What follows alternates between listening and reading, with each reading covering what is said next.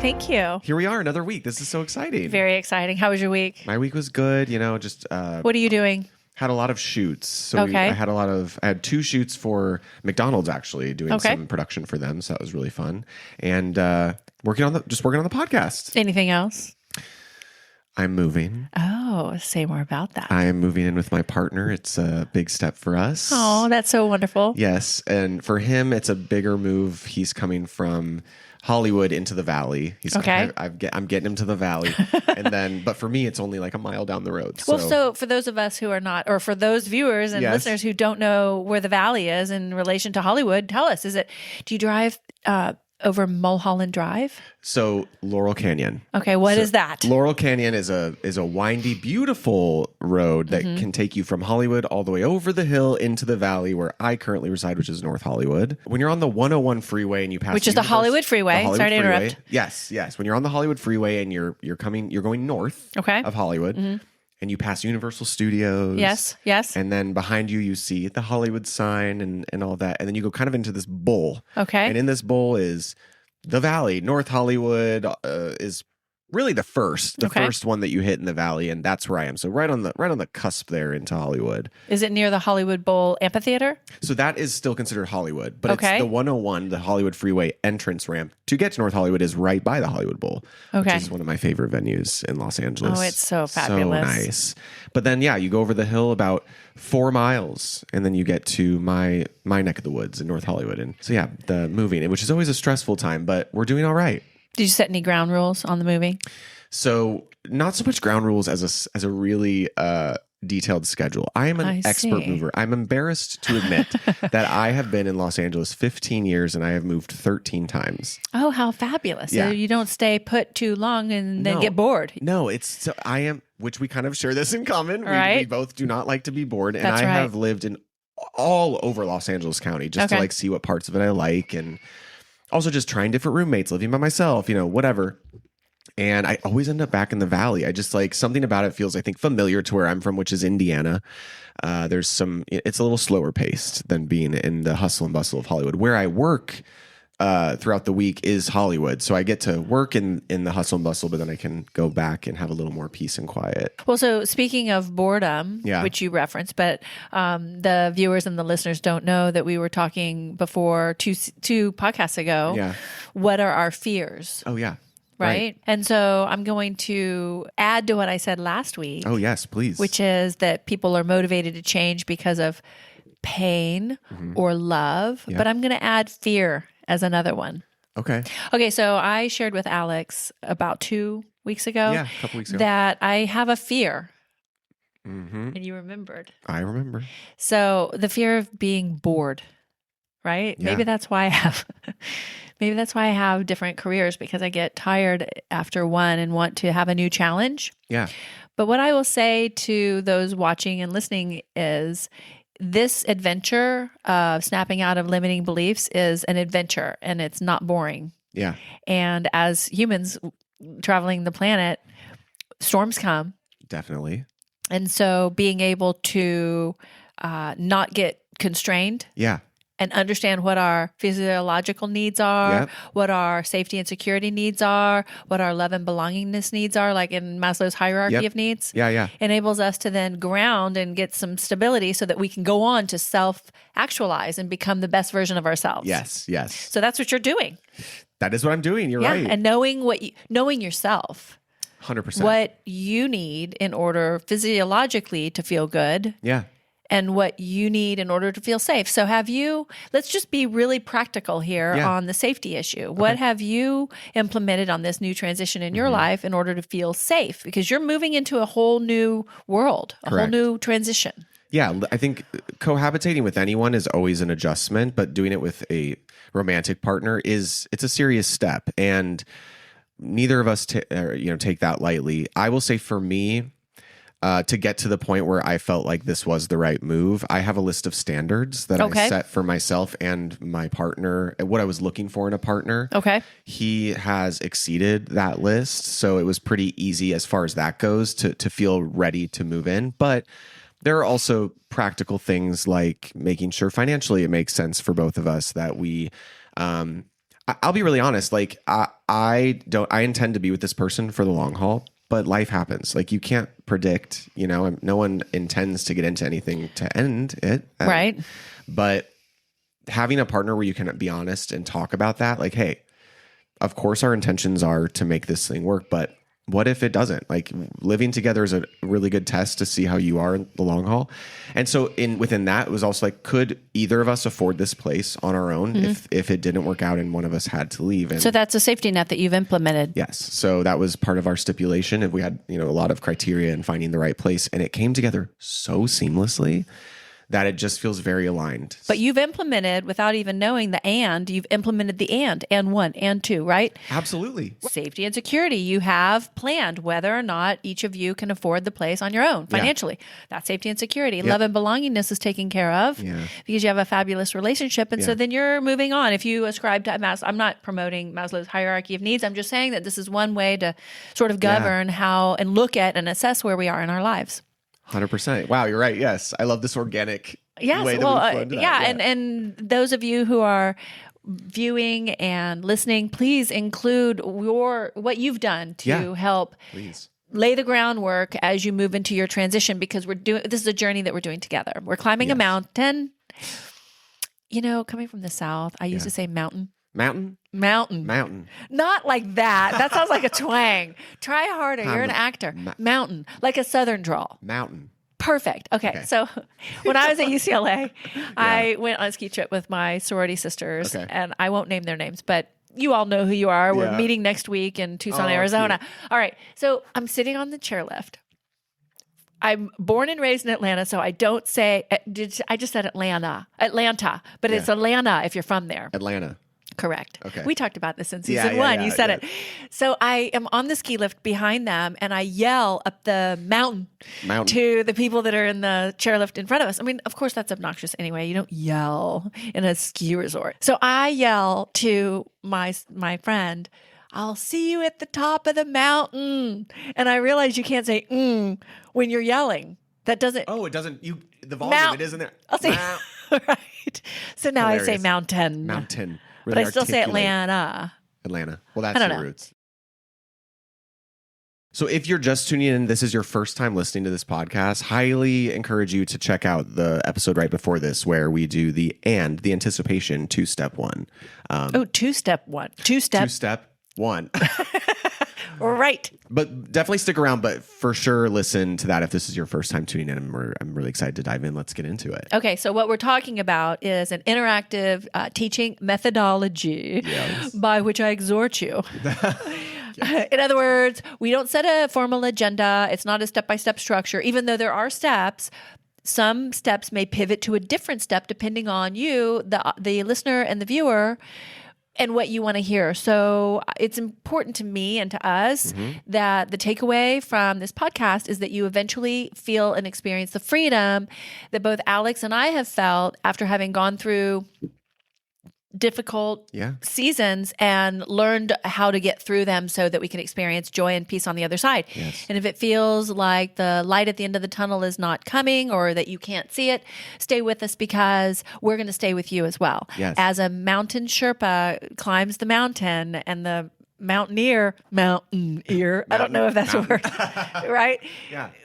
Regardless, watch out because storms are coming. There's potential avalanches. You want to make sure you have the right gear. So stay with us and we will help through the storms of life because you can't walk on the planet without having experienced some sort of storm through which you can apply these tools and make it. Absolutely. Okay.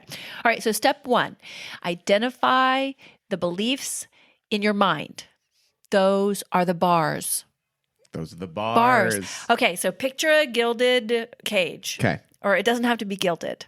It could just be a cage. Yeah. But I'm seeing like a bird cage, a gold one with the dome kind of top. At the top. Right. I'm with you. So, and the bars of the cage, let's say they're made of iron. Okay. But that imprisons the person inside, right? So if you can imagine that your belief system in your mind, which we're not condemning a belief system, but a belief system can be a limitation. Okay. Right. And so identifying the belief system that you have adopted as if it were the gospel truth is step one. And so we're going to go the long way through this, though. I'm not just going to say, identify your beliefs. That's it, right? There are so many ways of identifying beliefs. So bars of the cage, which are the limiting beliefs, both start with the letter B.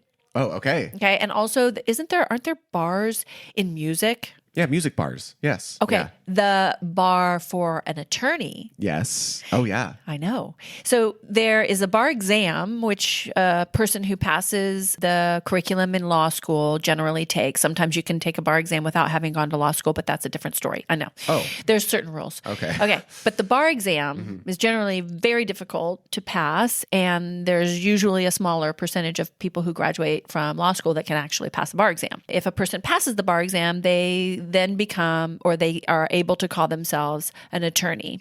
Okay? That is the thing that determines whether or not you can call yourself an attorney. To practice as an attorney. You can be a JD, have a Juris Doctor, which is another doctor, but we don't call ourselves doctors. We call ourselves Misters or Ms. Okay. I call myself Ms.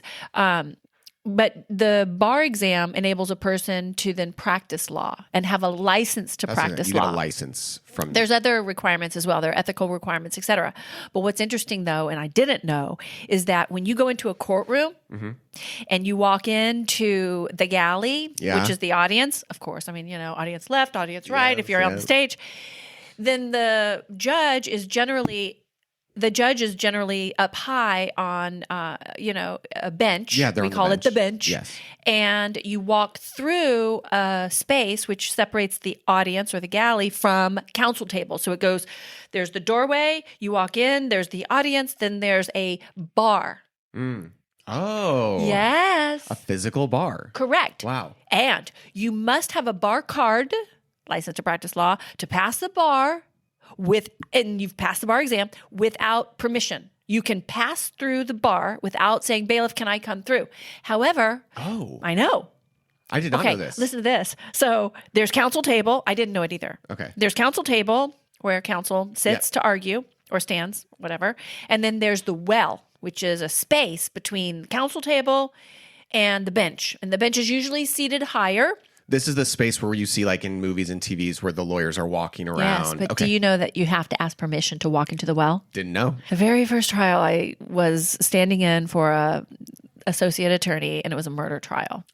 Okay. Now I'm a family law attorney. I don't handle criminal law that much. I do quasi-criminal. That's a different story. But I was there with a defendant who was in the area by the well where there's like a wall, and they're seated. So the bench wasn't sitting on the judge was not on the bench. I call the judges bench officers. Okay. He wasn't sitting there, but I had to go speak to the defendant. And so I did. And then I turned around and started to try to walk through the well, thinking it didn't matter, even though I know better. You don't walk through the well unless you get permission. Permission to approach. You have to say permission to approach. Okay. But the bench wasn't sitting there. Okay. Right? But it doesn't matter? No, apparently not, because the bailiff was like, counsel, you can't go through the well. I said, oh, sorry. Yeah. Wow. I know. So the bars of the cage that we're talking about are the bars of the belief system of the mind. Now, I want you to think about your mind also having literal physical bars. Okay? And the bars are surrounding the freedom that you can have with freedom of thought because you believe a certain thing. Okay. So now how to identify a belief system? Tell me a belief that you were taught in whatever circumstance that you no longer believe is true. There's quite a few, but I think one that stands out is being in Los Angeles for a number of years, really believed that I was not talented enough to get above a certain point of success. Okay. And it took me a very long time. But no, that's just your belief. Okay. That was the belief. I believed, coming from Atlanta, that those people out there, it was the land of fruits and nuts. Have you ever heard that expression? About Atlanta? About California. Oh, fruits and nuts? No, I haven't. You haven't? No. And that's intended to be derogatory. Like hippie. I don't know what that means. But it was a derogatory term. You know what? term. Let me tell you something. I love fruits and nuts. And let me tell you why.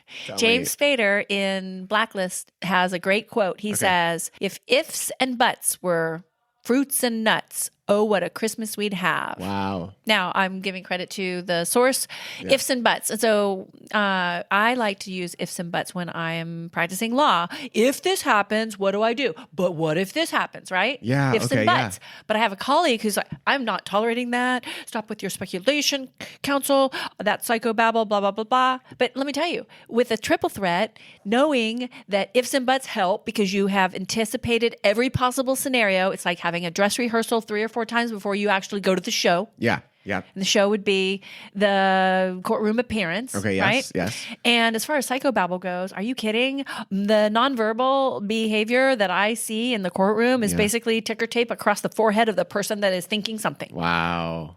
So having the ability to not only have the performance background, but also the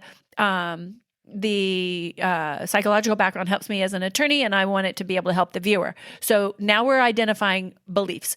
Yep. So it is not the case that California is the land of fruits and nuts, because that's a derogatory term. Right. Fruits and nuts are great. Mm-hmm. Okay. What's another belief that you no longer believe, but that you were told in some time of your past, or you thought? I would never be able to afford the car that I want. And now I'm okay. That's enough. One step at a time. Okay, here's another one. What do you complain about? And to the viewer, what do you complain about to your friends? I never do this. I never have this. This keeps happening to me over and over. I'm never going to be able to this. That is a belief. Okay? We're not even at the step where we identify the source yet. Oh, okay. Okay. Okay? Yeah. We're just identifying the belief. So for those of you watching and listening, I know it's a pain, but please either write down at least one belief that you have, or be able to access at least one belief so that we can work with that. Okay? Now I'm going to think of one for me. Okay. Because this is not rehearsed. Right. This is meant to be an interactive process. I used to believe that a certain other wasn't as good as I. Oh, that's a big one. They are not me. Yeah. Okay, the other. The other. All right. And so I'm doing a bunch of quantum physics, quantum mechanics research for the benefit of you all. And there's a philosophy and a belief system that all is one, right? We're all part of source, and that we all are interacting, and we're different facets all interacting and experiencing the world as one, right? Yes. Now, I don't have, the jury's out for me still on whether all of that is accurate. I'm processing it, but I will say the belief that there is the other is a limiting belief. Why is it a limiting belief? Because it keeps you separate. Yeah. A limiting belief is something that keeps you, I mean, to me, maybe I'm off, but it that feels, limiting belief. Yeah. Yes. And it also feels a little like control. And superiority. Yeah. Yeah. Right. Yeah. So we're going to be breaking down some bars in your mind. Okay. What keeps happening to me? Why does this keep happening to me? Remember we talked last time about why not me? Why me versus why not me? Yeah. Okay. What keeps happening to you? What keeps happening to you? You know, it's funny. I actually did express this exact thing out loud on my commute to work last week. Okay. Why do I keep hitting every red light? Why is traffic always bad no matter what time of day I try to time getting to where I'm trying to go?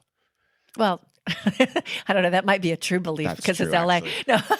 Right. No. But let's use it. We're going to use it. Okay. Well, I will say that in saying it, the work that I've done, I'm able to recognize it right away and be like, okay, if this is how it is, this is how it is. Am I trying to ruin my day by being in a bad mood, or just accept that this is what it is? I know, but I do not like the expression, it is what it is. Oh, you don't? It is not what it is. It is what we create. Yeah, please don't say it is what it is anymore. That is so pessimistic. That's you cannot like say it. It's defeatist. Correct. You're right. It is defeatist. And we're snapping out of that belief. Yeah. But we should write it's it down. Like this. I know. Well, and I'm not sure exactly why people say it. I have someone that used to be very important to me in my life. Like we were together for a really long time. Take a guess. Anyway, it is what it is. Yeah. It's almost like it's a cool thing to say. Hey, it is not a cool thing to say. Interesting. That's a limiting belief. It's another negative talk. Correct. It's a limiting belief. It's a bar. So just add a bar to your cage. Okay. Why do I keep attracting a certain type of person? And this was a big one for me. This was a big one for me. Hello. Yeah. Right? Yes. Okay, but maybe I'm not attracting that person. Maybe that person is targeting me. Let's change that belief. Wow, totally. I know. Totally. So we're not on the change the belief system part yet. Right. We're still on what is the limiting belief. So now I'm going to just ask you, what do you think about yourself or about your situation on a regular basis? And those are some ways of identifying your belief. Wow, yeah. So what do you complain about with your friends? What cycle do you find yourself in? I keep having this type of partner. I keep doing this at work, et cetera, right? Okay, so identifying the belief. Now that we're done now. We can end season 2, episode 3. Thank you so much for tuning in. And we're done here. No, I'm going to keep going. Yeah. I need to find another good example. I'm so stupid. I'll never get it. I'll never make that kind of money. I could never do what she does, comparing yourself to others. So beliefs can either be first person pronoun, which is using the word I. Okay. It can also be using the word you. So I want you to be aware, and this is coming from my legal background. As attorneys, we are in an adversarial role, and part of the job, unfortunately, and I don't agree necessarily with this approach, but in family court, it's a civil court. So it comes from an adversarial birth, adversarial roots. Okay. And so there's a lot of finger pointing. Now, in a finger pointing statement, the very first word is generally you. So if you, our viewer, use the word you in describing another person or oneself, talking to oneself, then that's another limiting belief. Now, here's a skill and a technique, even though we're not moving into techniques yet. But one of the identifying beliefs is to listen to one's self-talk, a person's self-talk. Really observe yourself. Really observe your belief system and what you're saying to yourself. I saw this really cute clip. It was in my phone. I had taken a picture of it. It said, you don't always have to believe what you think. Simple, but so profound. I know, right? Yeah. So pay attention to the thoughts that are coming. Those are your beliefs. Yes. Okay. Yeah. Now this goes into neural pathways. So this segues into neural pathways, Neural. These are pathways between neurons that happen in the brain. Okay. Now we only really know a lot about neural pathways and neuroscience in the past half a century because we have MRI technology, magnetic resonance imaging, to be able to view the brain. Okay. And so one thing that we know now in science is that when a neuron fires from one neurotransmitter, and I'm not an expert on this, I'm just doing it the best I can, to the next, it creates a neural pathway. Okay, so the way I explain this, and again, I'm not a scientist, I'm just Ginger Griffin snapping out. But the way I understand this is a neural pathway is like a footpath. Like, when you walk through a forest and there's like a little teeny trail that's super narrow that some little critter has, right? So that'd be like a footpath. That's a little small neural pathway. Yeah. Okay. However, so that's a belief if you have a belief like that. However, if you spend another day thinking the same thing, another day thinking the same thing, and then a year, and then 2 years, and then 5 years, you've got a superhighway. Yeah. So you were talking earlier about driving in Los Angeles. Yeah. How many lanes do we have on the freeway in LA? It is 8? I don't know. I was on my way to the Bay Area. I went to San Francisco. I have a office in San Francisco as well, and I was driving, getting ready to go over the Bay Bridge. Oh, okay. And there were like 16 lanes. Yeah, it's massive. Yeah. And I thought, oh my gosh, I'm glad I haven't identified any new neural pathways that have become a 16-lane superhighway where I'm ingrained in that thought pattern. That's a lot. Okay. Yeah. So neural pathways can become very strong beliefs if we listen to our own thoughts, the thoughts that may or may not be true, long enough. So a lifetime of believing that the other is not as good as me or I can create a really, really strong belief system that's almost impossible to break down. And that's why I use the analogy of a cage, because you can have so many neural pathways, so many bars that you almost have a cement wall around you rather than a fabulous cage that you can see out of. Yeah. Right? Yeah. And so it's an exercise. Sometimes it's difficult to sit down with a piece of paper and a pen or use your phone and go into the notes section and say, I believe this. Yeah. Right? But this is where the witness or the support person can call you out on it. Now that would be, listen, that's where you have an accountability partner. So right now in this episode, we're talking about beliefs. Beliefs are what we have, our thoughts in our mind. When we get to the emotions section, we're not going to have an accountability partner. We're going to have a shoulder-to-shoulder companion that puts their arms around us and says, it's okay. I'm here. I'm here. Not even it's okay, because that is also an expectation. I hate it when people say it's going to be okay when there's a crisis. Yeah. You don't know that. Don't tell me that. Right. Okay? Yeah. So we will get to that point. But right now, having the accountability partner with regard to how we think is an effective tool in our toolbox of climbing that mountain. Yeah. So ask your partner to help you. If you say something that doesn't resonate, wait a minute, what do you mean? Right? Oh, yeah. Bring it up and you put it down, either write it down or try to remember it, because as we move forward together in Triple Threat, Ginger, Griffin snaps out, everyone snaps out, we will be walking through and referring to our belief systems and then hopefully making a change with the beliefs that we want to change. Okay. And we will choose to make those changes when we realize that we come to believe that our lives are unmanageable and that we need to change, or when we hurt, or when we have a love interest, or when we decide to love ourselves or not be bored and have the adventure of the lifetime by living freely. Yeah. And is that, in doing so, that's creating new neural pathways? Yes, correct? 100%. Yes. And I was washing dishes yesterday. Okay. And I heard an old belief from when I was young, and I just blew it up with an atomic bomb, but I was surprised it was there. Interesting. And it was a bad one. It was something I was taught that is completely wrong. Wow. And it's denigrating. And I thought, how dare I think that? But you know what? I didn't think it. It was planted. Yep. It was not an original thought. And I believed it because for years it was reinforced over and over and over. So it's still there. It's a teeny tiny little...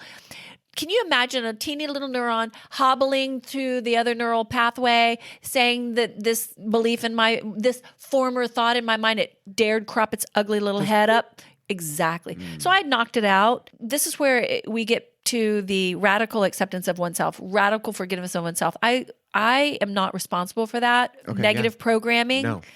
It's okay that it happened to me, but I love and care about myself enough to know that I can snap out of that false belief and into freedom. And that sets other people free as well. The people that are condemned by those ridiculous accusatory thoughts. Yeah. It's not to say that I haven't been accusatory toward others on my own, of my own volition. Yeah. Of course I have. Right. But the ones that I'm not responsible for, I do not want to be walking around with someone else's script in my head. No. There's another theater reference. Yes. Okay, so the identification of the beliefs is step one. Alex, going back to the and. Yes. What was the and? The and was you have to be ready. That's you have to accept where you're at, whatever the challenge may be, and that is your indicator that you are ready now for step one. Yes. Yeah. Very good. And we use the and in our communication. And I'm going to do this, and it's a transition, right? And. Yeah. So, and we talked about and one and two, right? Some choreography starts the movement on the and rather than the one. Okay. I do have a question. Yes. Because I know a lot of times, from my personal experience dealing with personal growth and, challenging my own limiting beliefs and reprogramming, I'm a pretty patient person, but I'm typically impatient when it comes to matters that I feel as though I have control over. So for instance, in starting self-development, I was like, okay, I just want to be a year from now. Can we just be at a year from now? Knowing full well that you can't just jump a year from now, right? But I was obsessed with the idea of the leaders in this group. For the first couple weeks, I'd be like, so like, about how long should I until I start feeling this? Or and as a viewer or listener, you may be wondering, like, okay, but how long is the and before the one? Can you speak to that? Like what? Because time isn't time. Okay, so yes, I can. Okay, please. It's not linear. This is a gestalt, and things happen in a manner that's supposed to happen. Getting prepared and getting ready could take It could take a long time. It could be a moment, an epiphany moment. Yes. Absolutely. Yes. And time is really not the issue here. The issue is readiness and being willing to change. So there is a component to this where you have to have grace with yourself, because it could take you a second before you can get into step one. It may not be a week from listening to last week's episode to this one. But I just wanted to touch on that, because I know that sometimes when if this is new to you, you're hearing this for the first time, having like a timeline is helpful. But in this particular case, there isn't really a timeline. It is about self. And when you truly are accepting of where you are, to be able to go into step one. Correct. Okay. And even learning the material and choosing not to do it for another decade, you've got it. Exactly. Okay? Yes. There's no judgment. It could be on your timeline. And time really, who knows if I know. Time, I mean, look at wormholes. I know. You and I are on this like side quest of quantum physics and stuff, where it's like we're touching on it, but it is a big conversation. I know. We should bring a guest. Oh my God, I would love scientist. that. Let's do it. Okay. Sorry, I didn't mean to throw you off. No, you didn't. You didn't. That's a great question, because everyone should not place judgment on their progress either. There's no condemnation. Well, that was what I had to realize. Radical self-love. Yes. Yes, it was. Oh, it took me a couple weeks in that program to be like, part of this acceptance is accepting that there is no time frame to this self journey. Right. It'll happen when it's supposed to. Yes. Just like the podcast. Remember, we started talking about it and we waited because we knew that the universe hadn't opened the doors yet as far as timing. And then boom, all the synchronicities came when we were ready. Right. So that's a good point. But the radical self-love of complete forgiveness toward oneself with regard to this process is a really key element. And so that's part of getting ready for step one, is to really love oneself, have those physiological needs met. I mean, really. Have the physiological needs met. Be safe. Have some support system to help you with the love and belongingness. And then you'll be ready to move into the steps. Yes. Okay. Sorry. Thank you for that tangent. Well, don't apologize. Okay. So why did you say sorry? Let's talk about that. Oh. What did you believe that you needed to say sorry for? I was worried that I was throwing you off of your flow. So what was your thought? Not your worry. What was the thought? Oh no, she's going to be stressed that we diverted from the order of things. Okay, interesting. Ginger will be stressed because we diverted from the order of things. Mm-hmm. Think about that for a second. First of all, are you responsible for whether or not I'm stressed? Yes or no? No. Thank you. No. Excuse me. Move to strike anything that you were going to say. Okay, this is where my cross-examination techniques. Okay, so therefore, you're not responsible for whether I'm stressed. True. We are identifying a belief that Alex is responsible for someone else's stress. Okay, and that may have come from a previous relationship. It may have come from being a young boy and somebody was stressed. Okay, the same thing's going to happen to me, I'm sure, in this podcast, and I'm going to be vulnerable because we're going to identify something for me, and that's part of what we're doing. We're modeling it for you guys. You guys are not in front of a camera. You get to be in the privacy of your own space. Maybe we'll drag you in. We already said we're not going to say your name, but if you want to give permission for us to say your name, then tell us and we will. Please. But please interact and give us your beliefs that come to you as we go through this process together, because it's very vulnerable and we're being authentic. Okay, so I see you. Okay, I'm worried that she'll be stressed because we go off the script. But we know, okay, so we identified the false belief that you're responsible for my emotions. Right. So now you've identified that false belief. As we go through the podcast, we will work with that. Okay. Now, here's my belief, whether it's true or false. Okay. My belief is that the audience won't like me as a human being because now I'm being real to people I can't control. Oh, right. Now, as a dancer, I've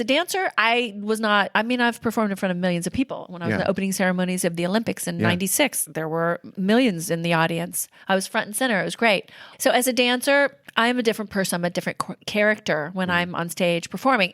As a litigator, I don't care if the other side likes me or doesn't. I hope they don't, basically, sometimes, because that means I'm winning. Unless they can be extremely civil and we can like each other and then go to lunch after. One of us has the victory. And that does happen, actually. Okay. And then when it comes to my friendships and the people with whom I have a community, they like me. Those who don't like me are not part of my life. And I've dealt with that. And please watch season 1 of Deal with Rejection. You have to be able to deal with rejection. We're going to come back to that. But the idea of having an audience who may or may not like the fact that I'm a lawyer or that I wear my hair a certain way or that I tap the table with my hand or that I'm obnoxious or whatever, I'm telling people what to do, that causes me fear. And I didn't think I was really afraid of not being liked, but it came up last week, or excuse me, 2 weeks ago.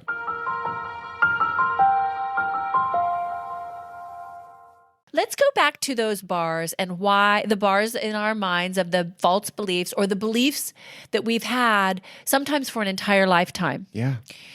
Those bars have kept us safe. You didn't know I was going to say safe, did you? No. We've been imprisoned by them, but they've served a purpose. Wow. Now, think of a belief that kept you safe. Here's one of mine. If I walk through that dark alley at this time of day, I will be mugged. Right? Okay, yeah. That might not be true. Yeah. One time I was walking through a dark alley in Westwood. Yeah. I was with a friend, and here came a man walking down the alley wearing a baseball hat, dark, turned down, a bandana over his face. Oh my gosh. No, listen to this. It's a fabulous story. Dark jacket, leather jacket, black leather jacket, hands in the pocket. But with my fabulous dancing skills, I recognized his walk. Oh, okay. It was Michael Jackson. So he walked past, and I was so thrilled because he's such a fabulous dancer. And I exactly. Yeah. It was a thrilling night. It was a thriller. It was such a thriller. But it was Westwood. I was in school at the time at UCLA, and there were video stores back then. Do you know what a video store is? Of course I do. I miss those. I know, right. So he was going to rent a movie. So I went in and I was like to the person behind the desk, do you realize this? Of course they knew it was Michael Jackson. He's all the time, right? So anyway, I got his autograph. I mean, I'm such a fan. Like, that's such a dumb thing to do. Like, so. But he was sweet? He was really sweet. Wow. I said, it's nice to meet you. And he said, it's nice to meet you too.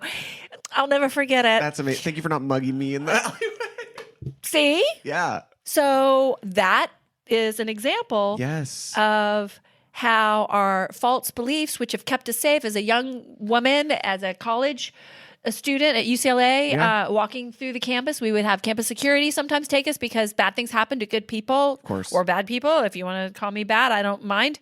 But the idea that a belief system has kept me safe, and then I acted on that belief system, which was no longer applicable when it was Michael Jackson walking down the alley. Right. And by the way, he had a Bugs Bunny on his leather jacket. Oh, that's cool. Yeah.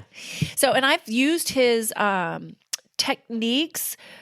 The rumor among the choreographers is that Michael Jackson would run something, like run through it 100 times. Wow.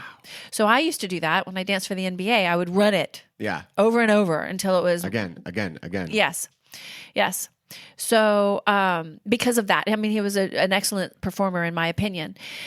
So anyway, the beliefs did keep us safe, but then they no longer serve us. So can you, Alex, think of a belief, and I know I'm putting you on the spot. We haven't rehearsed this or run it. We haven't run this. We haven't run this, no. From the top. What belief do you have from your past that kept you safe as a younger person than you are today that no longer serves you? And I'll start with mine. Okay. I cannot have a law office in Northern California and Southern California because that man who told me that he couldn't do it, then I can't do it either. That belief doesn't serve me.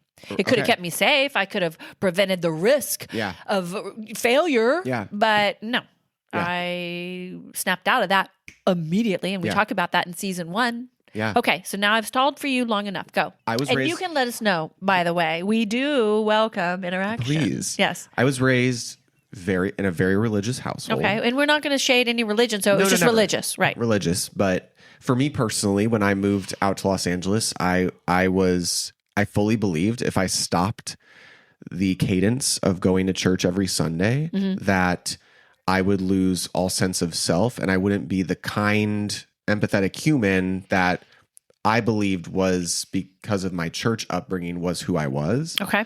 So for 5 years, I didn't miss a Sunday going to church out in LA. Well, we're not going to be political in any way, shape, or form. This was back in 2010. Now, how did that belief keep you safe? So going to church kept you milk and cookies? Is that what you mean? How did it keep you safe? Well, it gave me a sense of normalcy out here. There we are with the Maslow's hierarchy again. Yeah, exactly. Yes, it was safety and stability. It was familiar because you can go to the same denomination. It was the same denomination of the church I was going to in Indiana. So very familiar feelings inside of that building, right? Yes. What doesn't serve me anymore is that wasn't true. I am still who I am outside of going to a building, a church building. Right. So, but the belief was that something outside of you made you valuable or made the qualities that you naturally have. You're not responsible for that. Correct. Okay. Correct. And so now what belief have you replaced with? The false belief that you get your kindness from an outside source. In moving more into spirituality rather than religion, I realize that I myself hold the power to be the person that I want to be. And the person that I am is the same person that I was when I was going to church. It wasn't church that made me that. I am that. Yes. Okay. And as we fast forward all the way to the very end of season 2, and we have self-actualized like Maslow's hierarchy, and we've really gotten into who we are at our core, and we're actually starting to create, then you will have experienced freedom like what Alex has experienced, the mountaintop of freedom, and to be able to create. Yeah. So that's really part of the aspect of freedom that we're talking about. Yes. In addition, I have been able to create by creating this content, which is a sense of freedom for me. I had to do a lot of work to get here. And the aspect of creativity and to be able to create is an essential part of who we are as human beings. Absolutely, yes. Because we are co-creators. Yeah. Absolutely. With source. Yes. And depending on whether a person believes in God or Hashem or the other religions, I don't even know them all, right? Yeah, but whatever. Buddha, Muhammad. A higher power. Source. I'm not an expert on all of this, right? But I do believe that we all have the ability to be free, which is agency. I believe that each of us have fought hard to be able to have agency, and that by the very nature of living on the planet, we adopt certain belief systems which limit us and put us in bars or cages. Yeah. And those cages can keep us safe, but then they sometimes no longer serve their purpose. And so like your belief system did not serve its purpose anymore, you were able to abandon that belief and spread those bars to the cage, open and fly out. Yeah. Now, we talked a little bit about the importance of being grounded in going through the Maslow's hierarchy of needs, in having a witness or a support person. It is really critical as we move forward that you are able to be grounded. In other words, stable and secure. Yeah. Okay? So, because you waited until after you had been here for a while and you were physiologically meeting your needs. Yes. You had safety and security. Yep. You were grounded. And grounding is an interesting term too, because there's a whole concept called earthing. Yep. Okay. You're familiar? Oh, yeah. Go outside, take your shoes off, put your feet in the dirt, in the grass. Yes. Feel and get the energy from the earth. So that whole concept, I'm not an expert on that either, but the word grounding and our language can really impact change. Yeah. So the bars were supposed to keep us safe. They stopped serving their purpose. We need to be able to move out of whatever is no longer serving us. Yeah. And so this is not to condemn. So this is where we go back to self-love and self-forgiveness. We don't condemn the false thoughts. Yeah. We observe them. That's called metacognition. Thinking about our thinking. And that's another season or another podcast that we'll talk about later. But it's really important as you identify your beliefs that you don't judge yourself for having them. Don't believe everything you think. Yeah. Ooh, yeah. There it is again. Yep. And then as you radically self-accept and radically love yourself, then we'll be ready to move on to step 2. Yeah. Okay? Yeah.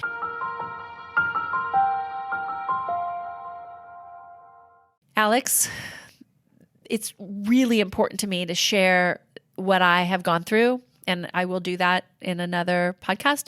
But I knew that I wasn't safe in my cage.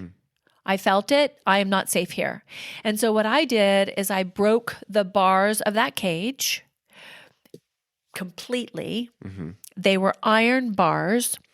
And then I took those bars and I forged a key to then give to others who are in bondage. Wow. Yeah. And so the key that I have is made from my own pain, suffering, and loss that I'm happy to share with anyone listening, watching, so that you can use the key to turn the lock so that you don't have to break the bars of bondage in your own life. You can stand on the shoulders of someone who's experienced more pain and suffering than anyone should experience in a lifetime. And when I asked myself the question, why me? I remembered my own tool. It didn't originate with me, but someone said it to me once. Why not me? Well, why not me? Why shouldn't I experience what I've experienced? And then I can use that experience, strength and hope, to benefit others, which is really the essence of being a human being on this planet. It's total freedom to be able to share what we've gone through with others and then get to the other side and have joy and peace. And every time I climb the mountain, I get to the mountain. Every time I climb that mountain, I get to see and feel the joy on other people's faces. So please let us know how it's going on your journey. Again, it's not linear. You might have already gotten all the way to the last step before I even get there. So please share with us what's going on with you. Yeah, please. And like, subscribe. Is that what we say? You say it. Yeah, and please subscribe, share. We really, really encourage you to ask questions, jump in the conversation. We want to hear from you. Ginger is excited and ready to, answer questions. So let's review what we've talked about so far. We have and one, right? Yep, and one. So you very correctly said what the and was. So before you say it, I'll ask you all, what is the and? Go ahead. The and is accepting what has happened to you, what you've experienced, and is total surrender and means you're ready for the one. Very good. And that includes admitted being powerless over the situation and that one's life has become unmanageable. So you're ready to change. You may have experienced loss. You may have a new love, or you may just be bored and you're ready to move forward. Yeah, totally. Okay. Yeah. And what Alex is talking about with regard to acceptance is the stages of grief. The final stage is the acceptance, and then remembering Maslow's hierarchy of needs. So that's the takeaway from the and. Okay. Now I will ask the viewer and the listener, what is step one? Okay, Alex. So then once you're into step one, you're identifying the belief. That's exactly right. Yeah. What are the bars? What do you keep saying to your friends that you're complaining about? I keep going out with the guys who won't pay for my dinner.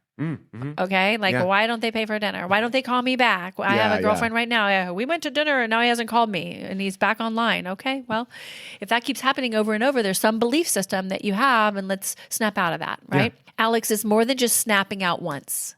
This is a lifestyle. And so we can take a week, you can take a week, you can take a month, you can take a year, identifying those beliefs. And when you're ready, take steps 2, we will. But guess what? What's that? We're not doing 1, 2, 3, 4, 5, 6, 7, 8. We're doing N1, N2, N3, N4, N5, N6, N7, N8. So next time, we're going to be in an and again. Okay. So we've had and one. Now we're going to have an and the and is going to be the neuroscience. Okay, stay with us. We'll make it fun and exciting. We're performers. He's a triple threat. I'm a triple threat. We look forward to seeing you next time. Thanks so much.